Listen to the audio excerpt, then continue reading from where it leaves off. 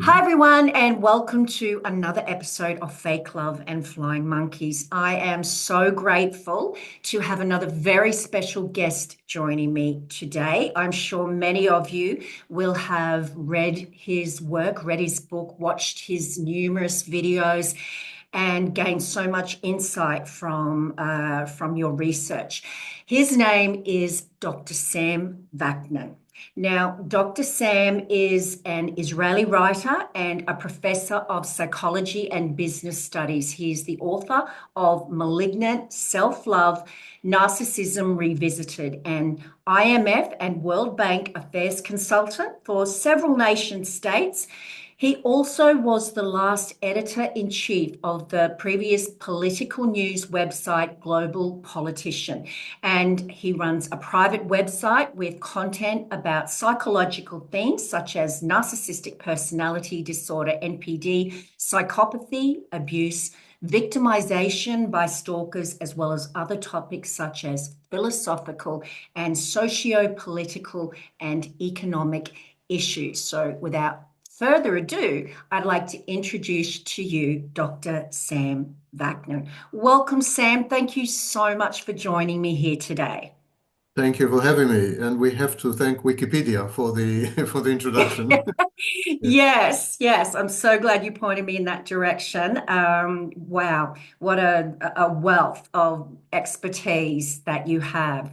Look, Sam, in this episode, I wanted to chat with you about the narcissist cycle, in particular, how victims are chosen by the narcissist and how they're idealized and then devalued, of course, and devalued and discarded. So, the first question I have for you is one that I get asked so many times by my beautiful clients who come to see me in their narcissistic abuse recovery. And that is, what traits or vulnerabilities do narcissists typically target when they're selecting victims? Why do these qualities make someone a prime source for narcissistic supply? That's a myth. Narcissists don't target anyone, and they couldn't care less about your qualities or properties or traits or personal history or predilections or dreams or wishes. You don't exist.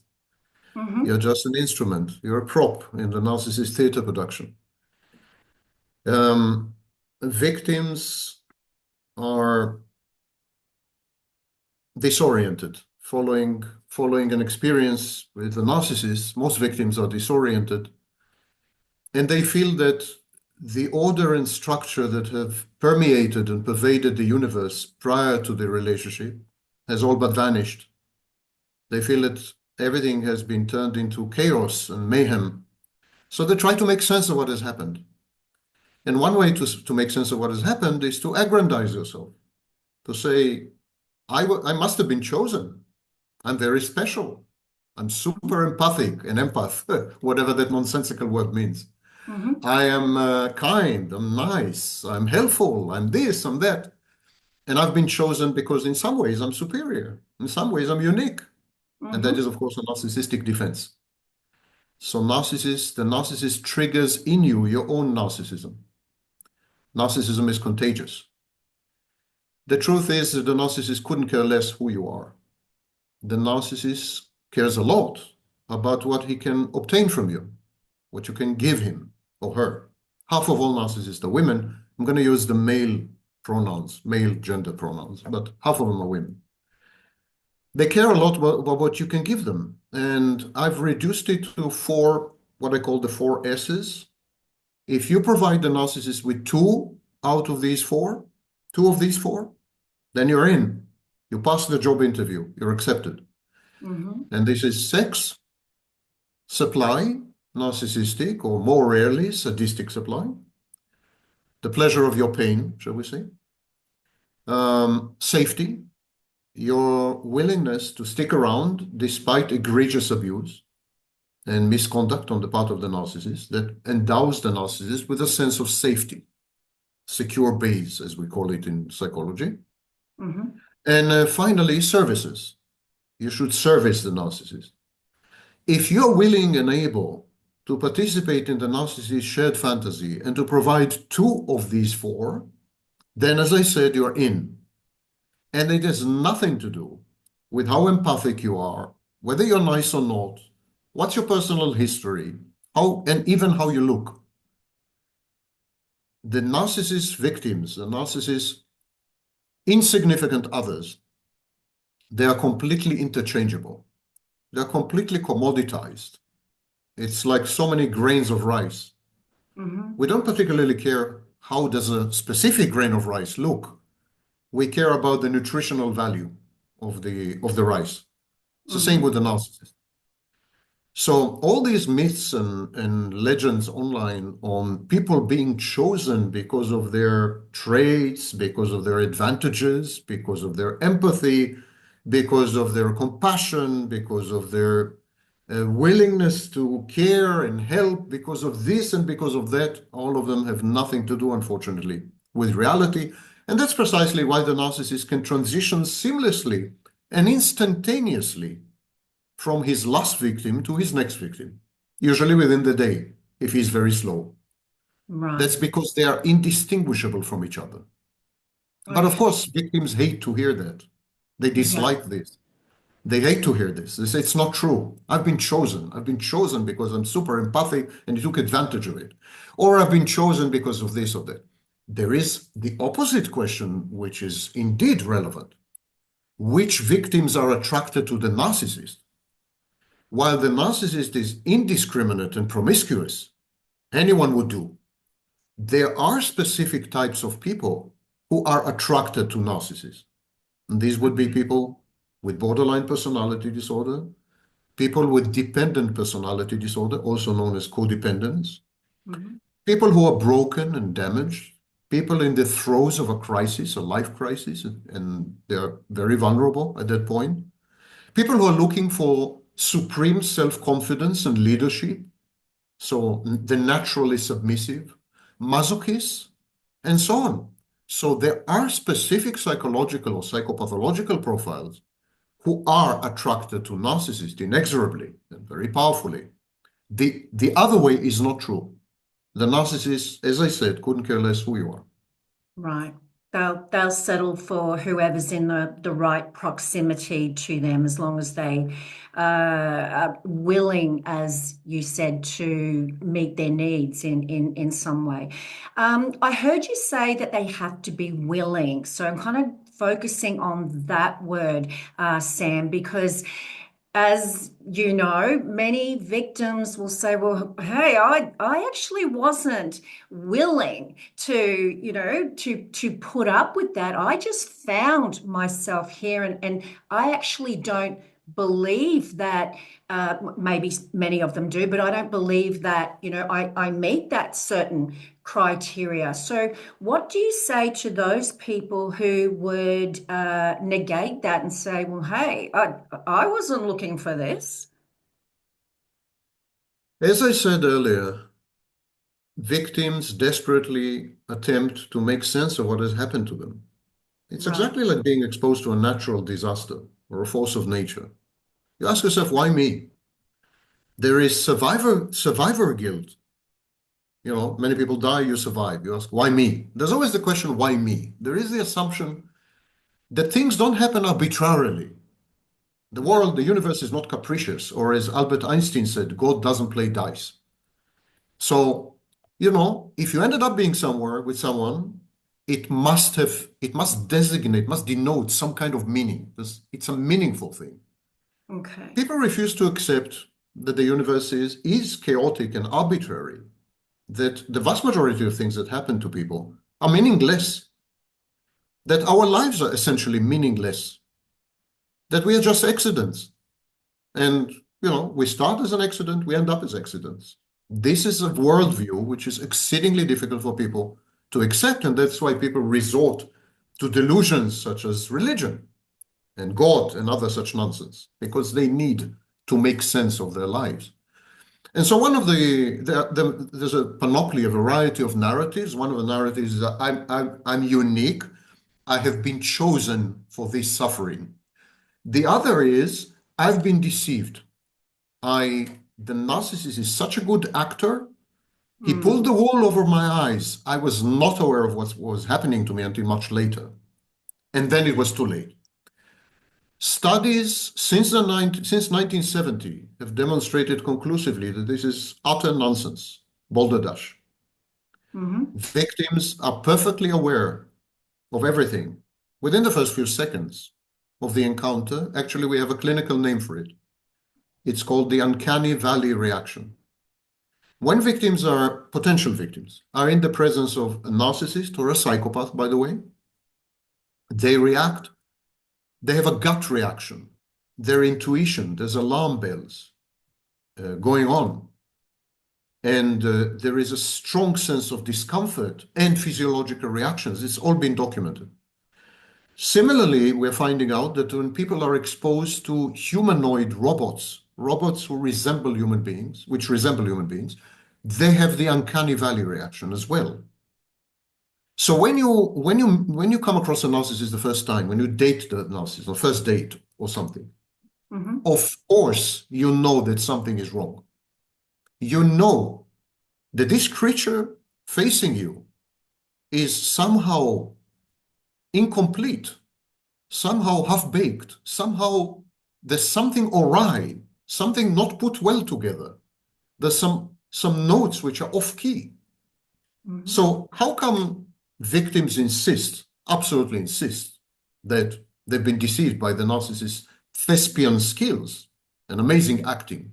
How come they insist? Because they deny. Sam, just interject there and make myself the victim? And I would say to you as a victim that when I met the narcissist, they were pretending to be someone who was nice, and I believed the persona they were No, you did not showing believe. me. You did not believe, actually. Studies show conclusively that you did not believe. Okay, can However, you? you needed to believe. You Okay, convinced yourself. You so. suppressed your Sorry, instincts. Sam. I'd love for you to explain the difference so people listening can really understand that. Something in you tells you that something's wrong, and then you deny it. There's a variety of ways to deny it.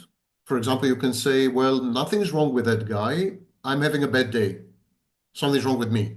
This is called autoplastic defense. So you're blaming yourself for this discomfort or this feeling of ill at ease. You're saying it's something's wrong with me. I've had a bad day or whatever.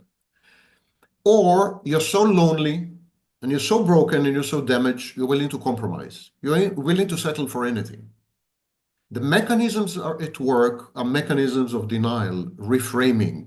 You do possess all the relevant information within minutes, but you deny it, reframe it, ignore it, attribute it to something else, to you, to the circumstances, to the environment, to the situation, to whatever, just not to the real source, which is a narcissist facing you. Narcissists act, of course they do. Mhm. Narcissists act, psychopaths are even better actors than narcissists, but not for long. And this acting is easily pierceable. You can pierce the veil pretty easily, and most people do within minutes. The first studies of the uncanny valley reaction were conducted in 1970 by a roboticist, Masahiro Mori, in Japan. And ever since then, we've had a growing body of evidence, and by now it's overwhelming, that people actually do possess the correct information about other people, literally within minutes, that they weigh around 1,000 factors, including 100 biochemical markers, and that within a few minutes, they form a 90% accurate picture of the other person. Mhm. While intuition is wrong about the world 50% of the time, intuition is wrong about other people only 10% of the time. Our intuition is geared to evaluate other people, to gauge other people appropriately, although it is a complete failure when it comes to reality, to the world, to events, to processes, to circumstances. When it comes to other people, we get it right most of the time. But then we say to ourselves, I'm being too judgmental.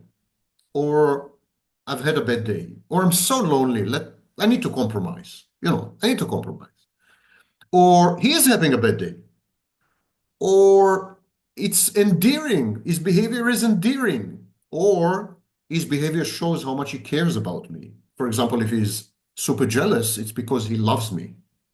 If he's abusive, that's an indication that he's attached to me.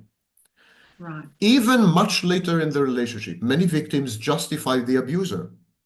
They take the abuser's point of view, and they justify the abuse in a variety of ways. So it's very common to find victims of abuse saying, my husband or wife, as the case may be, is very jealous, is very controlling, but that's because he loves me more than anything in the world. For example, the human mind is malleable and would give you what you want. If what you want is to find a mate, a partner, your human mind, your mind will falsify everything imaginable just to give you that partner that you are looking for, that you are seeking. You're not a scientist. When you go on a date, you're not a scientist. You're not you go on a date with big hopes, with expectations, with imagination, with fantasy, a Disney, a Disney kind of thing. You hope maybe he's the one. Maybe something beautiful is going to come up out of this, You don't go on a date and saying, okay, now I'm going to clinically analyze this guy. I'm going to observe all these body language and behaviors and facial expressions, which, by the way, betray narcissism within seconds. The haughty look, the specific stares of the psychopath, these cannot be falsified. The way the narcissist and psychopath interact with other people, either they are contemptuous, abrasive, and aggressive, or they're overly nice, ingratiating, and so on. In both cases, it's clear that something is out of the ordinary here. And yet, you deny and ignore all this because you're in need, because you're suffering in some way, and you perceive this as a panacea, as a medicine, as a solution. We falsify everything. We falsify not only a potential date, we falsify political views, we falsify everything. Is narcissistic defense, psychological defense mechanisms are essentially ways of falsifying reality. When you rationalize, when you project, it's about falsifying. And everyone is possessed of psychological defense mechanisms. Our perception of reality is almost completely false. It's mediated by filters, upon membranes, upon filters. We never get the true picture.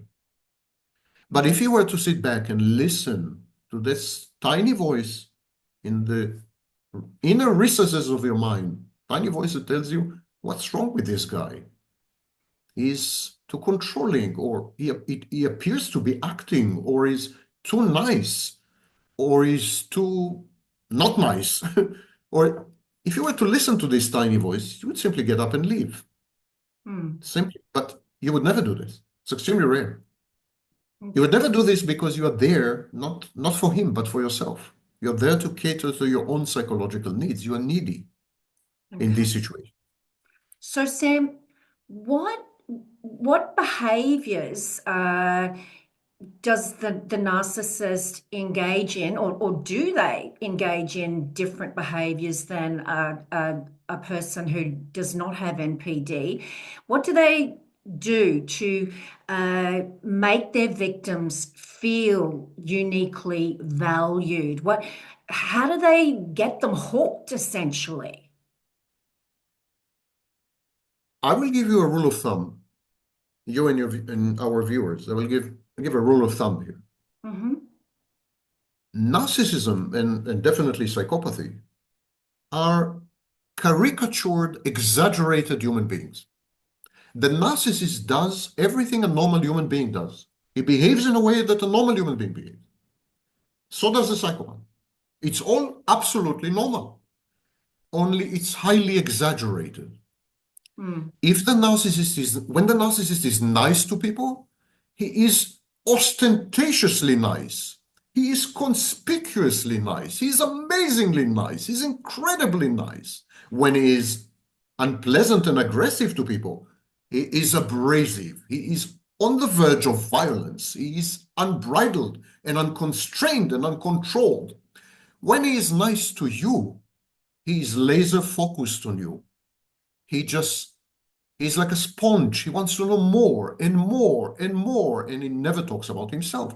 When it's the other way, when he talks only about himself, he couldn't care less about you. He doesn't bother to ask you anything about yourself. It's always an extreme. It's always a pole of some kind. It's always at the very end of the spectrum. Right.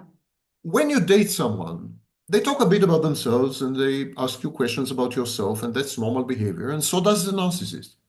But it's exaggerated. When the narcissist talks about himself, it's only about himself, and it can go on for hours. If he talks about you, if he asks you a question, it's only about you, and this could go on for hours. There's also the issue of speed, alacrity. Any interaction with a narcissist, or mostly with a narcissist, is sped up, is like double or triple the speed.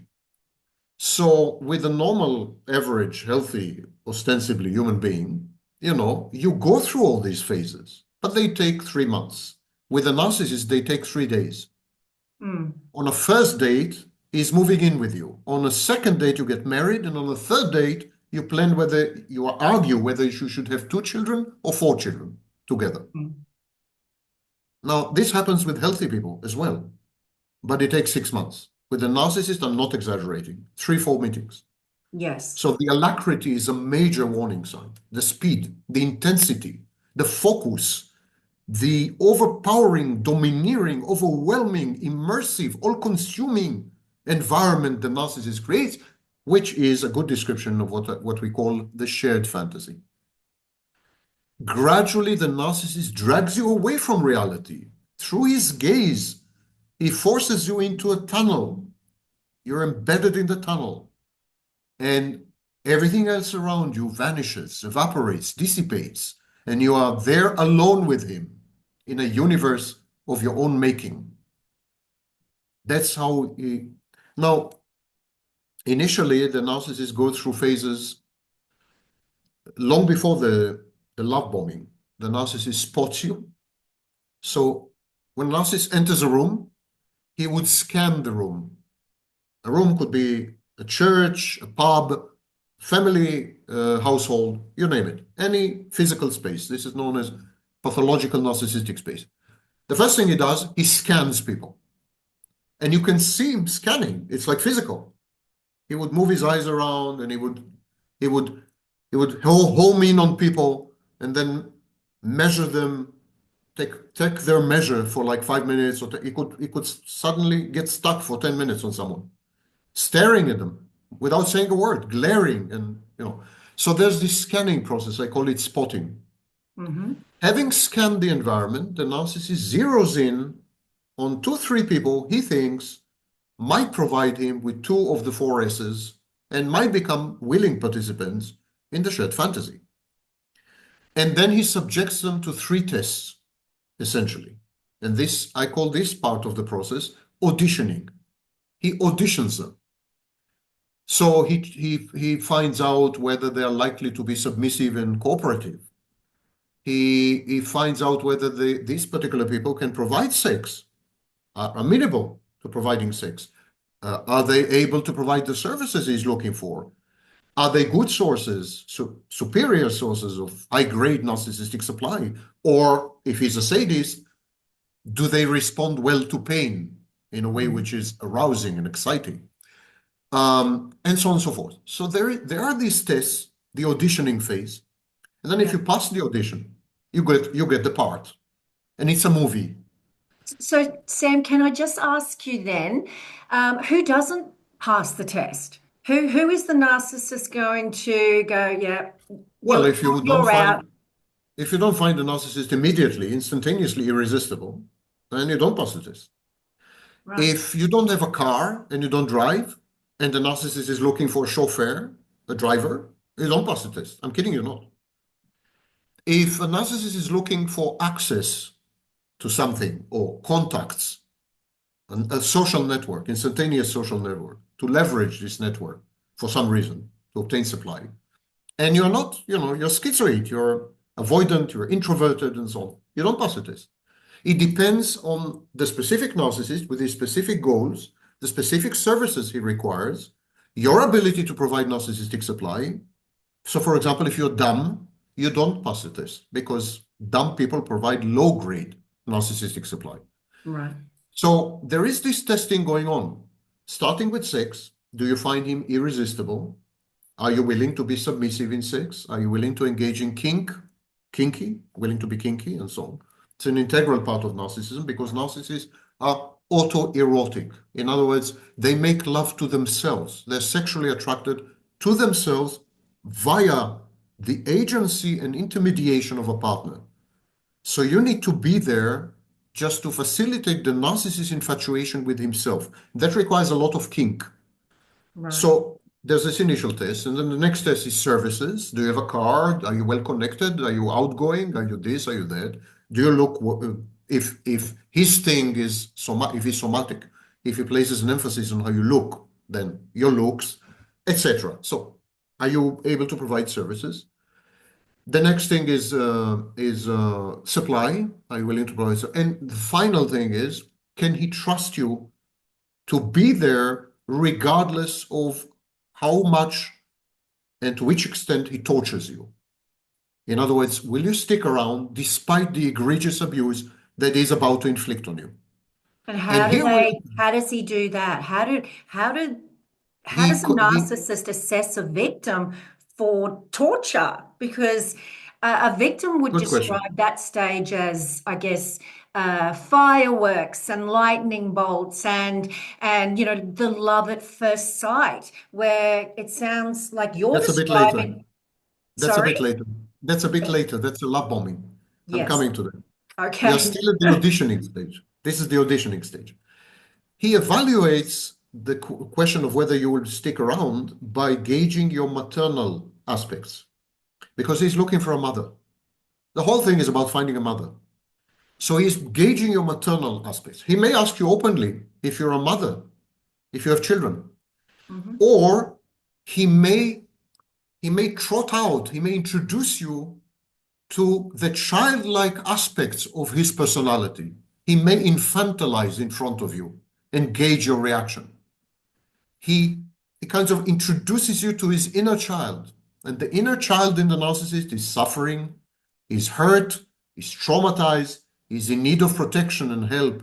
He triggers your overprotective maternal instincts and he sits back and he evaluates you. If you react as a mother would to this display of childlike, infantilized features of the narcissist, then you're in, because this means that you're a mother by nature and you're unlikely to abandon him, unlikely to walk away, unlikely to break up with him or dump him, despite everything that he's about to do to you. So now we transition to the next phase. You've passed the audition with flying colors. You're the perfect patsy. And now we pass to the next stage. And the next stage is a love bombing, which is the stage you have described. In the love bombing phase, what the narcissist does, he idealizes you. You can do no wrong. You're drop dead gorgeous. You're hyper intelligent. You're unprecedented. He's never had such an experience in his entire life. You're the most amazing creature that he's ever come across. He would not conceive of spending another minute without you. Da da da da da da.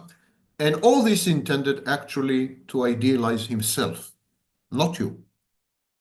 What he does when he idealizes you, he's idealizing himself. Because if he is in possession of such a prize object, if he is your so-called intimate partner, if he owns you, because in his mind, he owns you, narcissists are incapable of perceiving your separateness and your externality.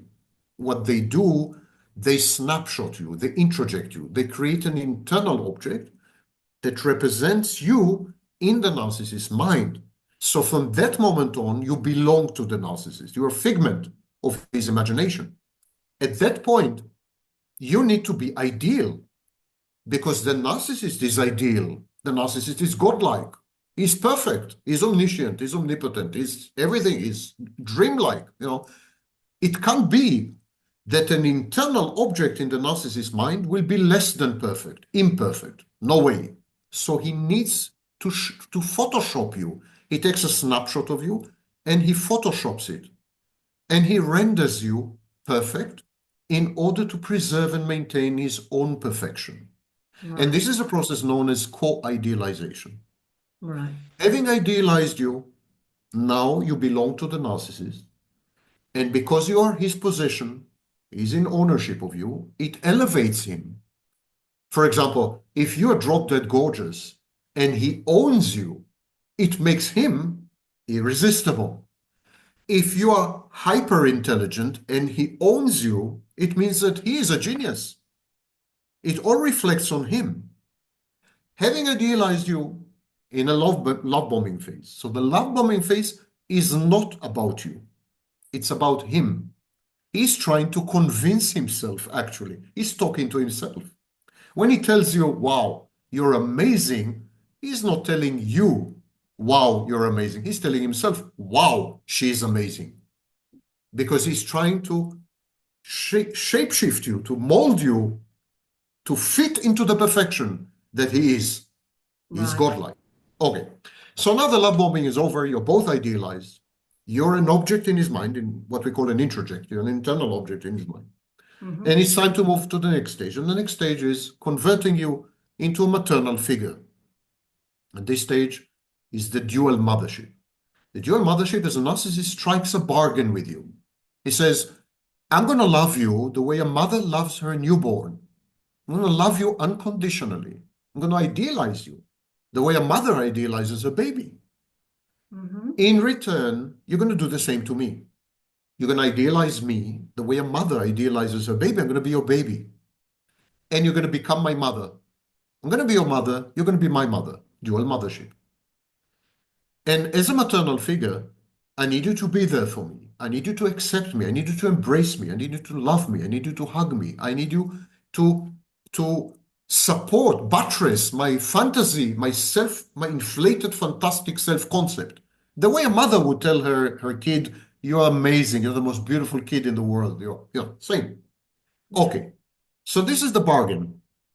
And most people at this stage of the shared fantasy are already very deep in. They agree. They consent. They give consent. That point, at the height of the love bombing, the narcissist starts to abuse you egregiously. He starts to really torture you and torment you, and he cheats on you. He there's strong elements of control, coercion, and so on. And the question is why? The Yeah. day before, you were the queen. The day before, you were impeccable. The day before, you were perfection reified. What happened? What Yeah. happened? Yeah. He's testing you. Yeah. He has converted you into a mother, but are you a real mother or are you just faking it? He So what needs do to you find out. call that phase, Sam, Narcissistic where abuse. narcissistic abuse? But would you say when they're at that heightened point of the love bombing stage and then it just basically comes to a screeching halt and they start to abuse you, would you say that's when they begin to devalue you? No, on the very contrary, it's integral part of the idealization. What the narcissist is trying to do by abusing you is to prove to himself that you are a perfect mother who would love him unconditionally and would never walk Right. away, would never Okay. walk away. Never mind what he does to you, you stick around, you're supportive, you're empathic, you provide succor, you're there for him. It's part of the idealization. That's what people fail to understand. The initial phase of the narcissistic abuse is a continuation of the idealization. It's putting you to the test to prove to himself that you're indeed a perfect mother. Okay. So, Now, sorry, Sam. So, why do then they not just start off with the really egregious abuse, like to begin with? Why is it that so much of the time it seems to start off gradually, where the victims don't because he notice? can't trust you. He can't trust you not to walk away. He doesn't know yet. You have established the parameters of the shared fantasy and you have agreed, you've struck the dual mothership contract. You agree to be his mother, he agrees to be a mother. But are you a real mother? Don't forget. Narcissism involves paranoid ideation. He's very suspicious of you. He's very, very hypervigilant. He's very Mhm. wary. He needs to test you. But if he tests you too extremely to start with, you'll walk away. Right. He cannot be certain that you will not walk away because maybe you're faking. So he starts gradually. This is the first phase of narcissistic abuse. And then he escalates and escalates, constantly testing you. At some point, he stops. He says, okay, she has established her credentials as a perfect mother. She's still here, despite everything I've done to her. She's still here. Okay, I can trust her. She's a mother. Now that she is a mother, I can move on to the next phase in the shared fantasy. One comment here, one disclaimer or caveat, or call it whatever. The shared fantasy is inexorable. It's a machinery in motion. It consumes both the narcissist and his victims.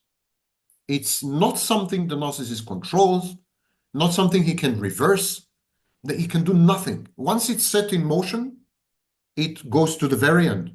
So there's nothing you could have done. Because I hear many victims, you know, they say, if I only had I only acted this way, had I only not done this, had I only loved him more, had I only loved him less, had I only, there's nothing you could have done.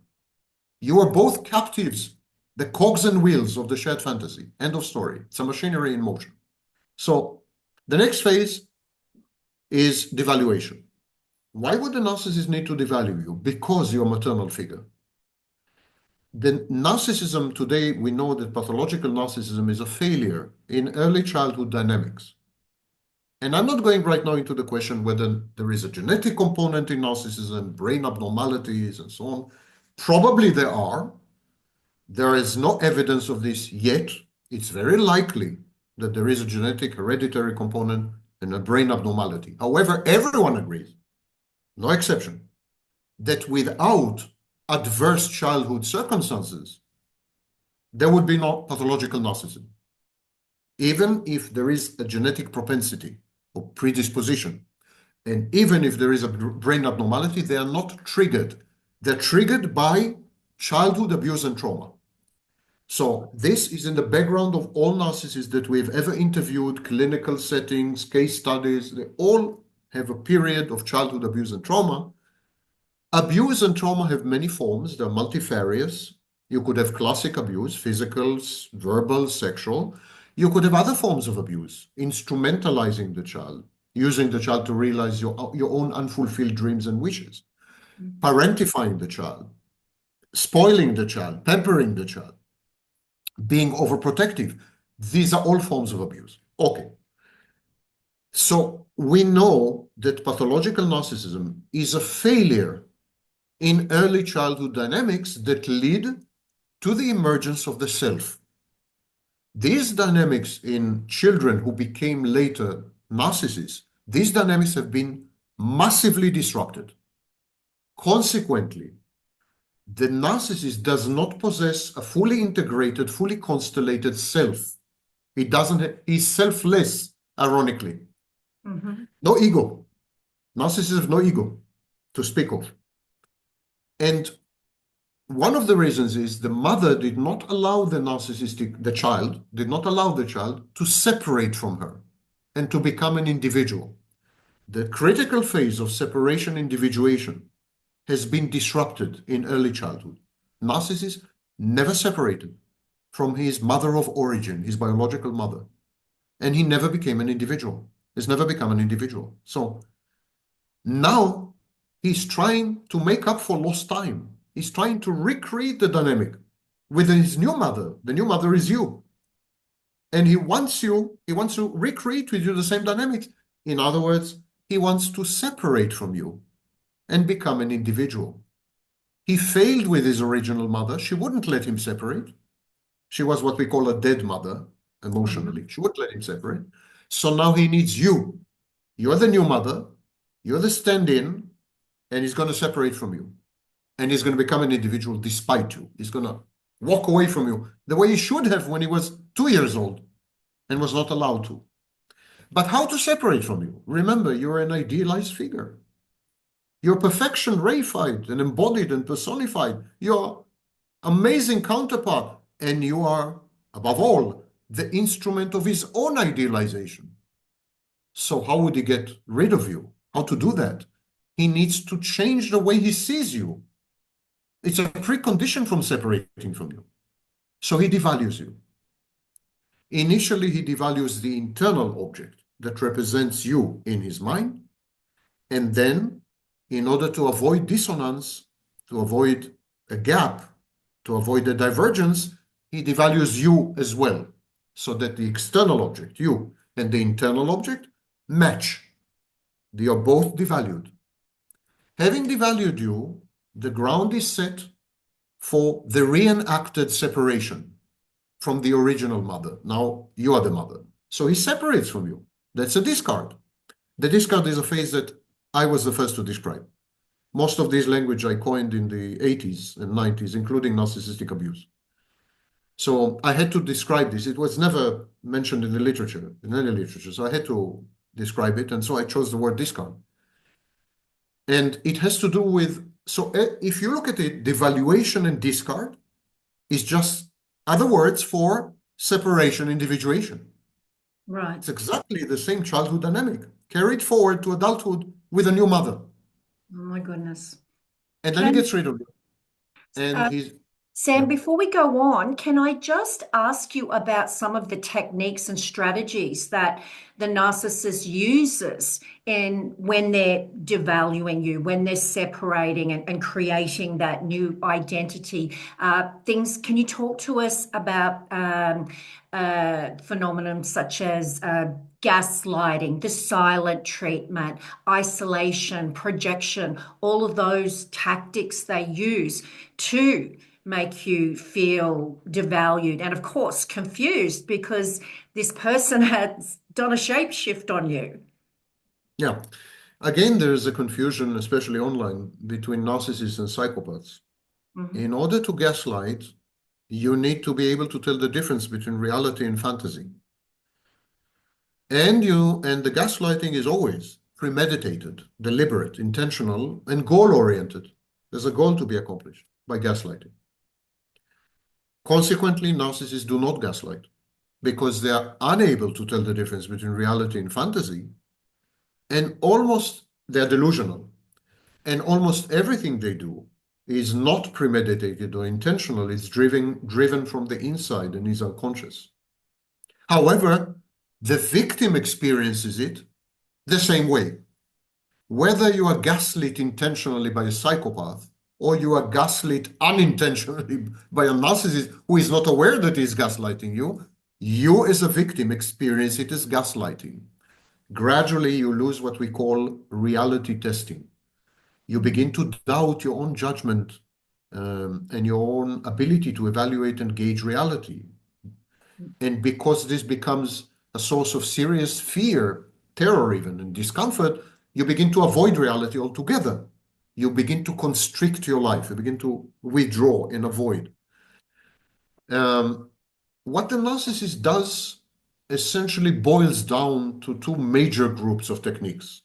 They're in the devaluation phase. We'll come in a minute to the devaluation, but one group of techniques involve intermittent reinforcement. Intermittent reinforcement is unpredictable behavior, which is which is mutually exclusive. So I love you, I hate you, cold and hot, so you can't predict the next behavior, and you become highly dependent on the source of the behavior because the person who behaves unpredictably holds the keys to your well-being, to the stability of your moods, to your emotions, and so on. You become dependent on this person. So the intermittent reinforcement group of techniques have to do with control, basically. The second group of techniques has to do with, I would say, contempt and paranoia.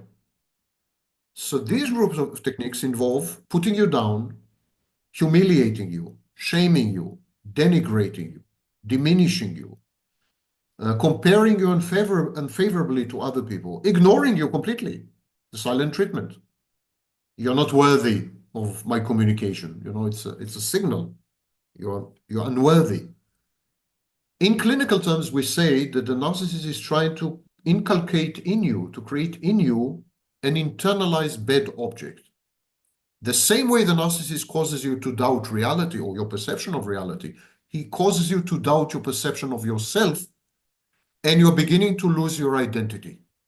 There is an erosion in identity. Later on, you have what we call identity diffusion or identity disturbance. You no longer recognize yourself. Your actions surprise you. You say, I can't believe I've done this. I've never done this before.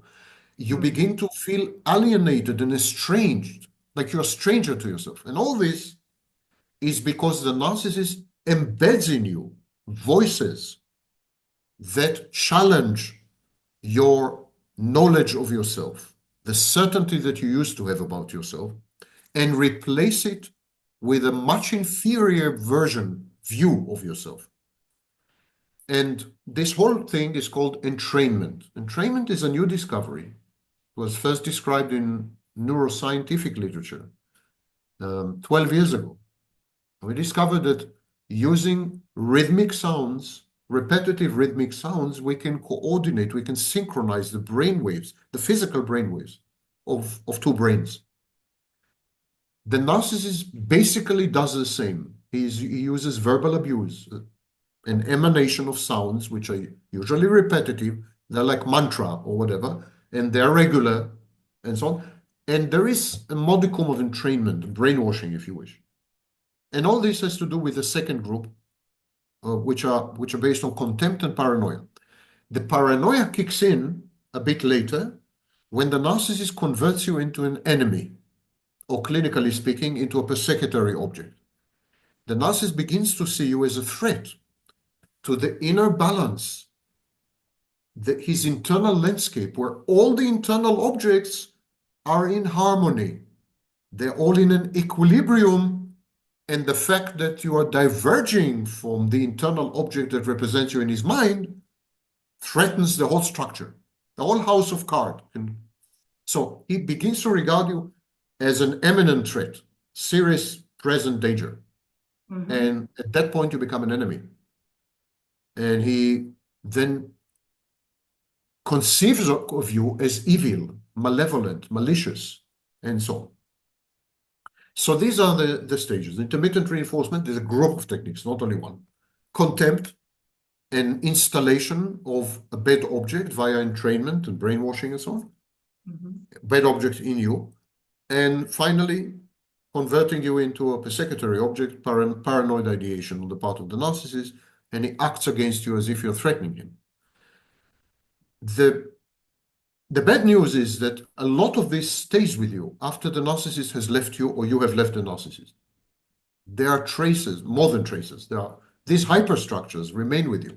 For example, the narcissist's voice remains embedded in your head long after the narcissist is no longer in your life physically. It's there. It talks to you, manipulates you, it controls you, it undermines you, it challenges you, it doubts you. It's there all the time. And it's not a positive voice, ever. Right. That's not the idealizing voice. That's a devaluing voice. So that's one example.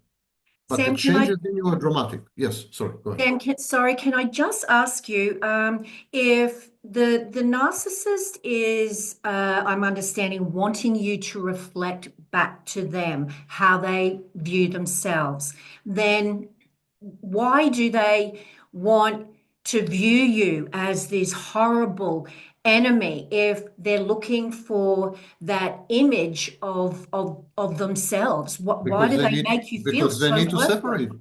Because your mother, they need to separate from you. Right. What way is there to separate from you? He needs to devalue you. What reason is there to separate from you? If you're ideal, if you're loving, I mean, why would he separate from you? He's not insane. So he Then needs to why change the way he sees you.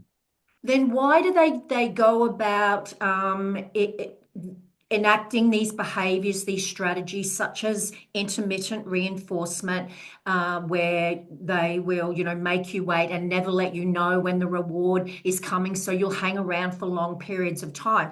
Why do they do that, which is going to make the victim stay if they're trying to separate?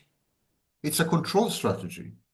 The narcissist, don't forget, is possessed of paranoid ideation.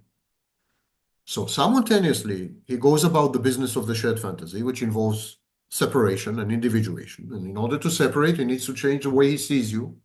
So now you're devalued. Otherwise, there's no reason to separate. But while he's doing all this, he's perfectly aware that he is misbehaving. He doesn't call it misbehavior. He doesn't regard it as misbehavior, but he's aware that he's hurting you. He's aware that and he's afraid, simply afraid. There's paranoid ideation. So he needs to control you. It's about control. As I said, these are control strategies. So they're control strategies and contempt strategies. And they go hand in hand, because when you hold someone in contempt, they may strike back at you. There is this fact. When you mistreat someone, when you abuse someone, when you traumatize someone, when you, as I said, hold someone in contempt, when you demean, and they may end up, doing something about it. And Narcissus is not an idiot. He's fully aware of that. Also, he has had previous experience, past experience, where maybe one of the victims and so on struck back. Maybe he did suffer consequences. We don't know. But the paranoid ideation is all pervasive, and narcissists always, in all relationships, intimate or not, they always try to control the environment. They are control freaks, absolute control freaks. And the paranoid ideation in the case of narcissists serves two purposes. Hypervigilance, where the narcissist scans the environment all the time for slights, insults, attacks, challenges, and so on. So this is hypervigilance. And there is a grandiose self-perception in paranoid ideation, because it means that you are the focus and the center of attention. It's malign attention. There's a conspiracy against you. People are planning to do bad things to you, but you're still the center of attention. So it's aggrandizing, it's self-aggrandizing. And so it fits the narcissistic pathology to be paranoid with you.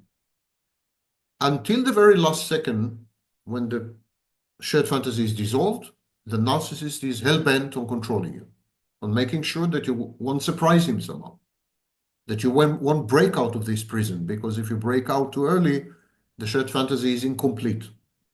When the shared fantasy is incomplete, he will try to hoover you, try to re-idealize you, and reintroduce you into a new shared fantasy. Sometimes the narcissist succeeds to get rid of you physically, discards you physically, or you discard the narcissist physically. But he was just beginning to change the internal object. It was in the beginning of changing the internal object. You felt bad and you walked away. And he was still, in the business of devaluing you. And so it's incomplete. When the shared fantasy doesn't reach its natural conclusion, he needs to hoover you. He needs to bring you back into the shared fantasy, the unfinished business, to settle. Would you call that the hoovering stage, when they Yes. they draw you back in? I guess Yes, for what that's you what I just said, said. I said twice, hoovering. Yeah. another round of abuse. Sam, I just wanted you to explain to our listeners the intentionality, because I heard you say that it's not actually intentional when they're gaslighting you, when it's a narcissist that's engaging in this behavior versus the behavior of a psychopath, where many victims would say that they know exactly what they're doing because they can stop it at the drop of a hat, depending on who's watching. So can you talk to us about that word and the intentionality of their actions? Because the victims feel like the narcissist knows exactly what they're doing. Victims need to demonize the narcissist. Again, in order to make sense of what has happened to them, they need to aggrandize the narcissist. They need to make the narcissist this evil, wicked, demonic entity that took over them. And, it's a morality play. It's like religion, something religious has happened to them, some epiphany and so on. While actually what has happened is that an asshole made fun of them and abused them and exploited them. And they can't admit this. They can't admit to having been stupid enough to end up with a narcissist. As simple as, I'm sorry to be blunt. Yeah. No one would say I've been so stupid. They would say, I have been the victim of this supernatural force, which is all cunning and scheming and malevolent. And narcissists cannot tell the difference between reality and fantasy. They're delusional. So when they say something, they believe it. They believe everything they say. Even evident lies, they believe it. And that's why they reject evidence to the contrary. Never mind how much evidence you present them with. They would argue, they would disagree because they believe. We call this process confabulation. They don't lie. Narcissists don't lie. They confabulate. They create alternative realities, alternative narratives, alternative stories. Then they come to believe this nonsense, this fiction that they've created. And then for them, it's a fact. And they would defend it to the death as a fact. They would never agree with you that it's a lie. Or similarly, when the narcissist makes a promise, he has every intention in the world to keep it. They never do. But when they make the promise, they mean it. When they tell you something, they believe it's true. They're delusional. Which part of mentally ill people cannot grasp? I have no idea. They're mentally ill, you know? Not like psychopaths. Psychopaths are premeditated, they are intentional, they're cunning, they're scheming. Narcissists are just delusional, crazy, wackos, nuts. I don't know what other word to use. I Or they're love like psychotic. I You love know, those terms you use, Sam. yeah, I mean, if a psychotic would come here and say, "Do you see, the tree there?" And you look and there's no tree. And you would tell the psychotic person, someone with psychosis, you would say schizophrenia, yeah? They would say, "But there's no tree." So what are you talking about? Of course there's a tree. I see it, you know? That's a narcissist. Right. So narcissists don't gaslight because they fully believe what they're saying. They believe their version of reality is the only reality, and your version of reality is wrong. They believe this. It's not that they're sitting back like the psychopath and they're saying, "I know reality, but now I'm going to pretend that there's another reality in order to confuse her." That's not what they're doing. They really believe it. So the narcissist is trapped in the machinery of the shared fantasy as much as you are. Most of these things are unconscious. However, I'll tell you what I think confuses people. Narcissists are fully aware of their actions. They know exactly what they're doing. And they know the difference between right and wrong. So people say, wait a minute, if they know what they're doing, and if they know the difference between right and wrong, they're evil. They're demonic because they act, they're aware of Yes, their I action. think that's what the most confusing thing for Yes, I'll try to. victims is if they actually believe everything they're doing, then how do they hurt this person knowing that it's hurting them? And especially when their victim is telling them this is No, they hurting don't know. This is the confusion. They know what they're doing, but they don't know why they're doing it. And they regard everything they're doing as morally positive, as a good thing. Right. They don't regard anything they're doing as bad or evil or wrong or immoral. No way. So if he's hurting you, he would say, "I'm doing this to make you a better person. It's because I love you. It's tough love. I'm hurting you to wake you up, to educate you, to elevate you, to improve you. That's what I'm doing. I'm isolating you from your friends because they're not really your friends. They just want to exploit you. I don't want you to talk to your mother because she's poisoning our relationship." They don't see what they're doing as evil or bad or wrong. Never, ever, period. They are fully aware of what they're doing. But whatever it is they're doing is embedded in an integral part of a fantasy. And the fantasy is self-justifying. Because they cannot tell the difference between reality and fantasy, the fantasy legitimizes everything they're doing. So yes, you can be aware of what you're doing and still believe that what you're doing is good. You know, if you read books written by Nazis in Nazi Germany, they say, "We are exterminating the Jews We're killing them, yes, but it is a good thing we are doing. We are helping humanity. We are protecting and cleansing Europe. You know what I So they mean? justify their abuse. Yes, They but know it's they don't hurting this regard it as person, abuse. but it's serving a purpose and it justifies the greater good. They don't see this as abuse. Abuse is your word. They don't see this as abuse. You see it as abuse. But you see it as abuse because you're inferior, you're stupid, you are evil, maybe. You see it as abuse because your reality, your perception of reality is wrong. Your reality testing needs fixing, not theirs. Their reality testing is perfect.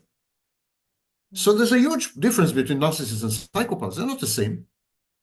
And people confuse, and many self-styled experts online confuse all these. They attribute psychopathic traits and behaviors and psychodynamics to narcissists, whereas it's not the same.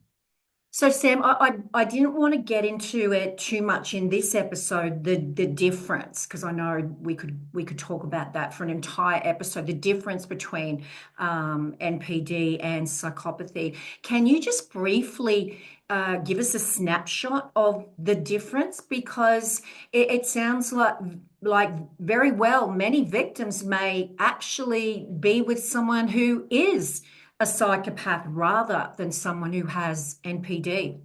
Exactly. Very well said. I suspect that many victims online, and I visit the forums regularly and so on, actually not talking about narcissists at all. They're talking about, for example, partners who committed crimes regularly. And that's not a narcissist. Narcissists are pro-social. Narcissists need society because they need narcissistic supply. They need feedback from people. They Psychopaths are criminalized. Yes, psychopaths commit crimes a lot. They talk about people who are extremely physically violent and so on and so forth. This happens with narcissists, but it's extremely rare. That's much more common among psychopaths. Maybe half of them are physically violent. So yes, I think many victims will actually spend time with a psychopath. Mm. However, there is a hybrid of psychopath and narcissist. It's known as malignant narcissist. The malignant narcissist or psychopathic narcissist is a combination of narcissism, psychopathy, and sadism. About 3% of all narcissists are malignant narcissists. Excluding this group, which is really psychopathic, really gaslight, really, they resemble psychopaths actually. Excluding this group, the remaining 97% of narcissists are not like psychopaths in the following ways. Narcissists are crucially dependent on other people for input and feedback, which they use in order to regulate their internal environment. This input and feedback is known as narcissistic supply. So narcissists obtain narcissistic supply and they use it to regulate their sense of self-esteem and self-worth and self-confidence and their self-concept, the way they see themselves. They buttress their fantasies, they uphold and support their fantasies. They need supply all the time. They are addicts, they're junkies. They're junkies of supply. The psychopath couldn't care less. Psychopaths are very often lone wolves. They're very often isolated, like, the Unabomber. They are people who don't care. They don't care about inputs from other people. They don't care what other people think. They don't need any feedback from the environment in order to regulate their internal landscape and psychodynamics. They're perfectly self-sufficient and so on. So number one, the total dependency on people, narcissists. Absolutely no dependency on people, psychopath. Number But two, Sam, is it that black and white, or is there a crossover where someone can be psychopathic to some degree, but also, have that need for the attention of others to so as I said, they are self-regulate? malignant narcissists. They're Yeah. malignant narcissists. And in this 3%, we have this crossover. We have this hybrid. But Hmm. no, in the pure types, pure narcissist and pure psychopath, there's no bleeding over. These are pure types. The second difference is that narcissists cannot tell the difference between reality and fantasy. It's a delusional disorder, and they cannot tell the difference between internal and external. So if you become the narcissist's intimate partner, he regards you as an extension of himself, as some kind of figment in his imagination, as an internal object. Psychopaths are perfectly capable of telling the difference between reality and fantasy, and they're perfectly capable of telling the difference between internal and external. In this sense, the psychopath is a lot more mentally healthy than the narcissist. Narcissist, as Kernberg said, Otto Kernberg, the father of the field, he said that narcissism and borderline personalities, they're actually psychotic, almost psychotic. They're like, up there with schizophrenia. It's really bad. These are really bad disorders. Whereas psychopathy is more a problem in social functioning, in the willingness to obey the law and so on. Psychopathy is more like defiance, recklessness, is more behavioral, whereas narcissism is a total ruination, total devastation of all the major psychological aspects of the personality of the individual. It's much worse than psychopathy.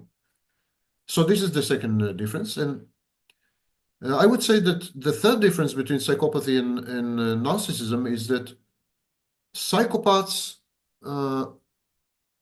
don't have what Freud called repetition compulsions. In other words, psychopaths are much more agile and much more flexible in their reaction to the environment. They are contumacious, they reject authority, they're defiant, they're reckless, they are this, they're that, I agree. They're impulsive, psychopaths are impulsive, and so on. But they adapt, they are more adaptive. They're malleable, they're shapeshifters, they change, they're responsive to the environment, and so on. Whereas a narcissist is highly rigid. It's a totally rigid structure. And must go from phase A to phase B to phase C to phase D, cannot stop, cannot change behaviors, cannot, redefine himself, rediscover himself, modify, transform, nothing. It's stuck. It's total rigidity. And where does empathy fit in, Sam, in both of these disorders? Yeah, good question. We used to believe erroneously, until recently, we used to believe that narcissists and psychopaths do not possess empathy. As I said, erroneously, it's wrong. Today we know that both narcissists and psychopaths possess empathy, only partial empathy. So 30 years ago, I coined the phrase cold empathy. Cold empathy is a combination of cognitive empathy and reflexive empathy without emotional empathy. The affective empathy component is missing. So narcissists and psychopaths can empathize with you, but they will have no emotional reaction. Let me give you a crass, vulgar example. Please. You have a healthy person, like a joke, beginning of a joke. A healthy person, a narcissist, and a psychopath enter a bar. And they see a woman, they're men, and they see a woman crying. The healthy person would say, she's crying. Now, she's crying is the cognitive empathy. She's crying. Therefore, she's sad. His face will change a bit. There will be micro expressions reflecting the fact that you're crying. That is reflexive empathy. And the healthy person would feel bad for you. Would come to you and say, why are you crying? Can I help? Is there anything I can do? I feel so bad. I can't see you crying. That's the affective empathy. Okay? That's the healthy person. Now, the psychopath would have a look at you and say, she is crying. That's the cognitive part. His face may change. That's a reflexive part. But then he will say, she is vulnerable. I can have sex with her, or I can take her money because she's vulnerable. She's not paying attention, or she's broken. This is the way I can leverage her brokenness and vulnerability to obtain a goal. And the goal in this case, if she's a looker, the goal is sex, or maybe her money, or whatever. So that's a psychopath. A narcissist would say, so a narcissist would have a look and say, she's crying. That's cognitive empathy. His face might change, reflexive empathy. And then he would say, I'm the perfect solution. I can make her happy again. I'm going to restore her. I'm going to rescue her. I'm going to save her. I'm going to become her guru, her teacher. I'm going to be, I'm going to restore, I'm going to rebuild her world. So he's going to aggrandize himself through, He's going to seek yeah, in her the image that he sees or yes. wants in himself. Yes, he's Okay. going to idealize himself through her, Yes. not paying attention to her emotions and not reacting emotionally to her. Actually, Yes. the psychopath says, I can get her to have sex with me. That's the goal. And the narcissist says, I can get her to become a source of supply and participate in the fantasy. It's also goal oriented. So they're both focused on goals and they couldn't care less how you feel. They Right. have no emotional response to how you feel. However, they do analyze you. They do realize you're sad, you're broken, you're damaged, and that requires empathy. And this type of empathy is known as cognitive empathy. And if they have facial expressions and so on, that's reflexive empathy. And together, this is known as cold empathy. Cold, like brr. Sam, I could talk about this all day, but just for, I don't want to hold you up. I know your time is No, you so can hold me up, but valuable, people but will not watch. getting back to the idealization, devaluation, discard phase, please tell us now why the narcissist discards you, how they do it, and also if they let you know that they're done with you, they want to be rid of you, they're so glad you're gone. Why do they come back? Why do they continue to hoover? I think if you were to replay or rewind what we have discussed, you will see that I Yes. answered these questions. Yeah, I remember talking about hoovering, but I just wondered if you could give us a little bit more insight into the actual discard and what's going through the narcissist's mind when they've gone, that's it, I've had enough. I am now normally moving on to that new supply. He devalues you. So there are two layers. There's the unconscious layer, the need to replay the dynamics with the mother. And there is a conscious layer. The conscious layer, you're being idealized and you're being devalued. Once you've been devalued, you're worthless.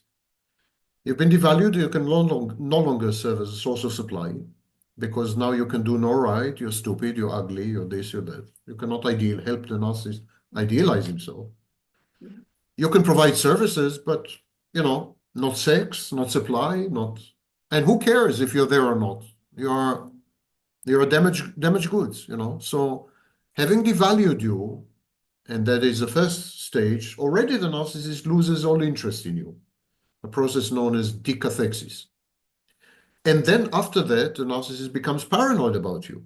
He begins to ask himself, is she plotting against me? Is she conspiring against me? Is she malevolent? Is she evil? Is she planning to do something to me? And so on. So you become an enemy. Of course, an enemy is intolerable. The narcissist discards overnight. Narcissist switches to complete. I mean, the discard is an abrupt act. It's never a process. It's not like discarding you in stages. Take 2 weeks, pack your things. Narcissist simply gives up on you in a split second, a flip of a coin, and you're gone. Yeah. And usually he insists on a physical representation of the discard. He insists that you move out. However, if you refuse to discard yourself, he will discard himself. So what he will do, if you refuse to discard himself, he will start to travel and find lovers everywhere. He will simply vanish from your life. He will disappear. So either way, he will get rid of you. One way or another, it will be literally overnight. The problem that victims have is that the devaluation phase is like an iceberg. 90% of it is happening underground and in the unconscious.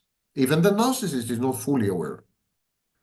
And so when the devaluation finally erupts over the surface, when there's the 10% and then the discard, it comes as a shock.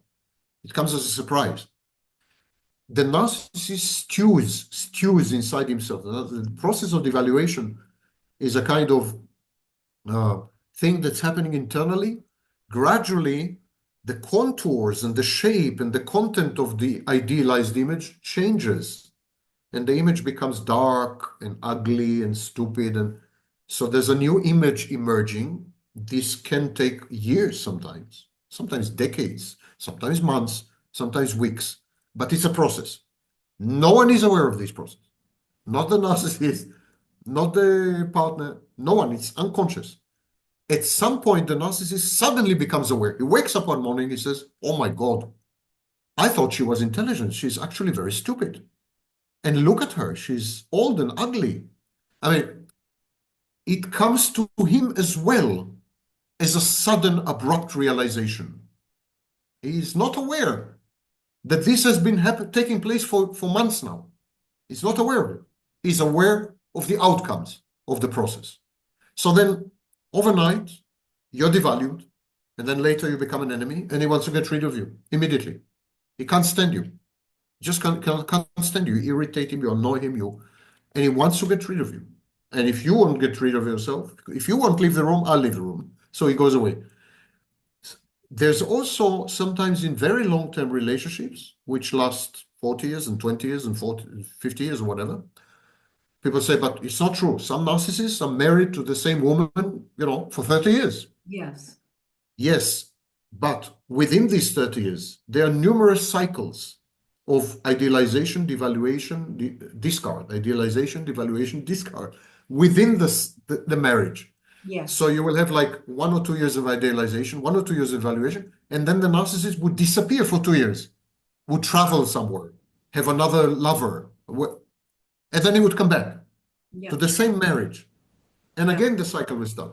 So So, Sam, why is it that they so often make that discard when they just detach and act like you never existed? Why do they so often make that discard so cruel? Why does it have to be so memorable? Because victims will often say, as you know, that they did it on my birthday, or it was Christmas, or I was sick, or it was just so incredibly cruel. you remember that the discard, on the surface level, the discard represents a much deeper psychological process, which is unconscious, and that is the need to separate from a mother figure, from a maternal figure. He needs to separate from the mother. And because the initial mother, the original mother, never allowed him to separate, was very clinging and protective and insecure and selfish and wouldn't allow him to separate. He needs to make sure that this time it happens. He needs to make it really extreme, unambiguous, unequivocal, clear, cruel, aggressive. He needs to make sure that there's no going back. He needs to make sure that this particular mother, the new mother, gets it. There's no misunderstanding here. I am separating from you, mother, and I'm doing it in a way that this time, you cannot tether me, you cannot hold me back, you cannot, hold me as a hostage. So he needs to make it ostentatious. He needs to make it conspicuous, explicit, undebatable, indisputable. He needs to make it so that everyone understands what's happening. Okay, so that's one thing. Second thing, he's in panic. He's in panic because in his mind, the partner is an enemy by now. It's a persecutory object. And he is afraid. He's simply afraid. He needs to get rid of her because she constitutes a threat. I'm saying he, she. Remember, half of all. So she constitutes a threat, and he needs to get rid of her. Many narcissists at the discard phase develop extreme paranoid ideation. And so this is the second reason. The third reason is that you are an enemy. So you need to be punished. Justice needs to be restored. So this is a morality play. The narcissist is all good, you're all bad. This is called splitting. This is the splitting defense mechanism. Narcissists see themselves as all good, you're all bad. And as an all bad, wicked, evil entity, you need absolutely to be penalized. And you need to suffer for your misconduct and your evil intentions and your failure to conform to the idealized image. It's a failure. You failed him. You betrayed him. It's a betrayal. So of course he's angry at you and aggressive, and he wants to punish you. You were supposed to be the perfect mother forever and ever, amen, and you failed him because suddenly, for reasons that he is not aware of, you became a different person. You used to be ideal, and now you're exactly the opposite. You used to be gorgeous, now you're ugly. You used to be clever, now you're stupid. What happened? It's a betrayal. Sometimes he says she's doing it on purpose. She is acting stupid. She's not stupid. Or she's neglecting herself. She could be gorgeous, but she's neglecting, and she's doing it to torture me. She's doing it on purpose, you He's know? doing it to me, the To narcissist, me, yes, he's because doing it to it's me. it's And I'm be angry at her. It's like a kid. Listen, the mental age, the psychological age of a narcissist is between 2 and 3 years. It's a kid. It's an infant or a toddler with a temper tantrum. mm, And he's angry at mommy and he wants to punish her. And he will say bad things and he will break plates and he will break his whatever toy he has and so on. That's the discard. He's discarding mother. And then there's a huge hope. In the wake of the discard, the narcissist experiences enormous relief and a huge hope. It's a hopeful event. This is what victims fail to understand. They think the discard is traumatic to both partners. Like the narcissist is also traumatized. That's why he's coming back to hoover them. No, the narcissist in the wake of the discard is a liberated man. He finally can become an individual, divided. He got rid of his mother this time. He failed with the original mother. He succeeded with this mother. He can now become an individual, his own man. He's relieved. He's exalted. He's elated. He's in an amazing state. Until the same dynamics set in. First of all, the internal object is still active, while the external object is gone, discarded. The internal object is still there. What to do about it? Creates dissonance. And then he cannot be an individual. Never mind how hard he tries. Don't forget, he doesn't have a self. right. He's not in possession of a self. He has a self, but it's like not constellated, not integrated. Identity diffusion. It's a mess, like borderline. So there's no way he can become an individual. It's not a question of finding a new mother, separating from her, and becoming a human being, a man, a entity, a person, personhood. No, there's no solution to this. So he needs to find another mother urgently. He needs another mother. I think you've just answered my next question, which was going to be, so if they want to be an individual, why do they have that next victim, that next target, just ready at Okay? on They fail. hand to start the process again? Because They fail because what they I'm fail. hearing is that what I'm hearing you say is that as much as they want to be an individual, they get to that stage where they've failed and they've just got to go through that cycle where they find that mother figure and start the cycle all over again. Yes, because they fail to become an individual. They succeed to separate, but they fail to become an individual. It's too late. You can't form a functional self at age 40. Never mind what self-interested coaches and therapists would tell you. That's nonsense. You cannot create what Freud used to call ego. You cannot create these functions late in life, let's say. Right. When you have crossed late adolescence, you're done. This is it for life. Everything in you is set, not in stone. Of course, changes are possible and so on, but not major changes. Like you can change a few things, your behaviors, new knowledge, and so on, but you cannot change who you are. Who you are, essentially, is the process ends at the end of adolescence. This is what adolescence is all about. Right. So it's too late. There's nothing he can do about it. He thinks if he finds a new mother and a new mother and a new mother, one of these mothers will allow him finally to become himself. There's no self there. So he Yeah. cannot be himself. Yeah. The narcissist experience is that of an emptiness, exactly like the borderline personality disorder. Now, people think that emptiness is a poetic metaphor. It's not. It's a diagnostic criterion. In the Diagnostic and Statistical Manual, one of the criteria of borderline personality disorder is internal emptiness. A narcissist is an absence pretending to be a presence. There's nobody there. And this feeling of all-consuming emptiness, this black hole that threatens to digest a narcissist, is terrifying. And the narcissist needs other people to fulfill this emptiness, to constantly simulate a life. He's using other people to simulate a self, to simulate a life, to simulate an existence, all a simulation. And this consumes his entirety. This is what he's all about. This is their And life. so when he's in an intimate relationships, he expects the maternal figure to cater to plug this hole in him, to eliminate the black hole, to make him feel alive. A borderline would describe this. A borderline would tell you, when I'm with an intimate partner, I come alive. I feel alive. And when I'm not with someone, I feel dead.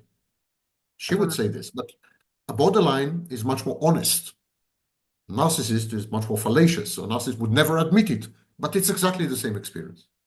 This, what we call schizoid empty core, the total solipsistic isolation, the inability to become, the inability to be the you that interacts with the world. There's no you, and you therefore cannot interact with the world. And it's a desperate quest to become, simply to finally become. You are like a potential, but not a human being. And you want to convert yourself into a human being. And you say, people have to help me. Some people will give me feedbacks, others will give me input, adulation, admiration, this, that, love. The Yeah, ultimate solution is love. What kind of love? Maternal love, because I need this love to be unconditional. Adult love is conditional. right, Adult, mature, healthy love is conditional. That's not the kind of love I need, says the narcissist. I need unconditional love. right. Sam, I'm pretty sure that you've answered once again my next question, which was going to be, why does the narcissist, if they're done with you, they're sure they're going to discard you, then how do they make that point in time when they start looking for the next supply? When do they distinguish that I can see this coming to an end? I better start looking because I simply can't be alone with this true self. Not true self, false self. Oh, Narcissists sorry, don't have a false true self. self. False Yes. self, yeah. The false self is a narrative. It's a piece of fiction that upholds, supports an inflated, fantastic, counterfactual self-concept. Right. Narcissist's image of himself as godlike. Um, it's a good question. The narcissist starts to look for replacements and substitutes when the devaluation becomes conscious. So you remember, there's an unconscious phase of devaluing the internal object. In the unconscious phase, the internal object that represents the partner in the narcissist's mind, that object is being devalued, but the narcissist is still not aware of it. Once the devaluation of the internal object is complete, it erupts into consciousness. The suddenly narcissist wakes up one morning and says, "Oh my God, I got it all wrong." He doesn't say I got it all wrong, he's always right. But she has changed. She has changed. Or she's under the influence of people, bad people. Her friends are bad, her family is bad. Be that as it may, it's no longer the person I've idealized. So when this reaches awareness, at that point, the narcissist begins to look for substitutes. And he's not looking for substitutes the way one would make a map or something. He begins to develop relationships, alternative relationships, full-fledged. In other words, he begins to idealize. He begins to he spots, he auditions, and he begins to love bomb and idealize someone else. And this takes place as the internal object, the devalued internal object, erupts into consciousness. The narcissist, to avoid discrepancy, to avoid dissonance, devalues the external object, and then there's a discard. And so towards the middle of the relationship, when the devaluation sets in, the narcissist already begins to look for substitutes. Right. They simply can't be alone with that. No, they can't be alone in this sense. They're always It's a pertinent observation. They can't be alone because this is typical of borderline. Mm. Borderline personality disorder, borderlines cannot be alone. Um, and Kernberg suggested that pathological narcissism is actually a defense against borderline. He says all narcissists are at the core borderlines, but they have defenses against the borderline core, the borderline personality organization. There's a defenses, and these defenses are what we call pathological narcissism. When these defenses fail, which is called decompensation, when these defenses fail, what is left is the borderline core. So when the narcissist is humiliated, when the narcissist becomes aware of his own shame, when the narcissist is discarded, when the narcissist discards someone, so he's momentarily without a shared fantasy. In all these situations, the defenses crumble. There's a decompensation. And what's left behind is a borderline. Is someone with emotional dysregulation, is afraid to be alone, has suicidal ideation, exact description of a borderline. It's fascinating. Absolutely fascinating. Oh my goodness, I could talk to you all There was a day psychoanalyst. about, There was a sorry, what was, psychoanalyst. There was a psychoanalyst. His name was Grossstein, Mhm. and Grossstein said that narcissists are borderlines are failed narcissists. He said what happens is the child becomes a borderline. Child subjected to abuse, trauma, and so on becomes a borderline. Then borderline is an unpleasant situation because there's emotional dysregulation, overwhelmed by your own emotions. There is mood lability. It sucks. It sucks to be a borderline. So the child attempts to develop defenses against the borderline state. He says the child who succeeds to develop defenses and subdue the borderline state is the narcissist. The child who fails is the borderline. Interesting conception. By the way, I'm having a 3-day free seminar. Oh, Free please seminar, tell 3 days. everyone about it, Sam, or put a link in the comments because I'm Yeah, sure there will be many people who want to yeah. attend. Unfortunately, it's in person, only in person. Yeah. Oh, damn. I guess we won't be able to see it here from Australia. But Yeah. look, Sam, one last question. What are the long-term effects on victims, such as, the ones we hear about all the time, anxiety, self-doubt, trust issues, just all of those issues that endure way after they've been discarded by the narcissist? Like, what are some practical strategies for victims to be able to heal, understand, process their trauma, and eventually move on? Well, that's exactly the seminar. And rather than answering this in detail, because this merits a separate conversation, rather than answer, I would refer people to my YouTube channel Hmm. where there is a playlist. The playlist is titled Narcissistic Abuse, Healing and Recovery. Hmm. The playlist is made up of 100 plus videos, and they're constructed as a course.